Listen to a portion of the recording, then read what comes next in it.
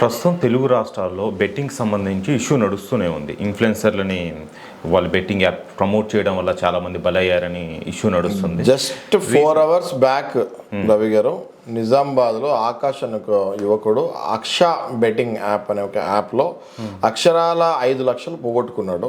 పోగొట్టుకోగానే వెంటనే ఇంకా అబ్బాయి ఏం చేయాలో తెలియక, అంటే ముక్కుపచారని అబ్బాయిలు 5 లక్షలు పోగొట్టుకుంటే వాళ్ళకి 5 లక్షలు చాలా పెద్ద అమౌంట్. ఏం చేయాలో తెలియక వెంటనే సూసైడ్ అటెంప్ట్ చేశాడు. ఆ తర్వాత హాస్పిటల్కి తీసుకెళ్తాం జరిగింది. ఆ తర్వాత అక్కడ ఆయన చనిపోతాం కూడా జరిగింది. ఓకే, సో ఇట్లాంటి బెట్టింగ్ యాప్స్ ఎందుకు వెళ్తారో అనుకుంటే బెట్టింగ్ యాప్స్ ఎట్లా తెలుస్తాయి రవి గారు? ఎవరైనా అడ్వర్టైజ్మెంట్ చేస్తేనే కదా ఈ బెట్టింగ్ యాప్స్ ఉంటాయి అని తెలుస్తాయి. ఎప్పుడైతే ఈ బెట్టింగ్ యాప్స్లో డబ్బులు పెడితే ఇంకా ఎక్కువ డబ్బులు వస్తాయి అనుకుంటారో వీళ్ళు, ఈ అబ్బాయి ఇప్పుడు చనిపోయింది 5 లక్షల గురించి కాదు. ఈ 5 లక్షలు ఎక్కడో అప్పు చేస్తాడు. 5 లక్షలు 10 లక్షలు అయిపోయి ఉంటుంది. ఆ 10 లక్షలు వడ్డీలతోటి ఇంకా త్వరలో 10-15 లక్షలు పాపం పెరిగినట్టు పెరుగుతుంటుంది. వడ్డీ ఏముంది?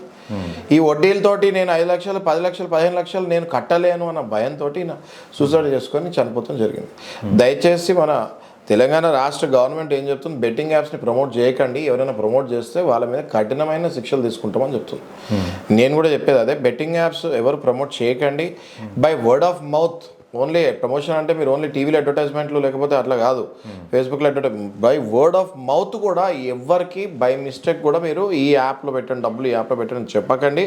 అనవసరంగా ఒక నిండు ప్రాణాన్ని మీరు బలిగొన్నట్టు అవుతుంది.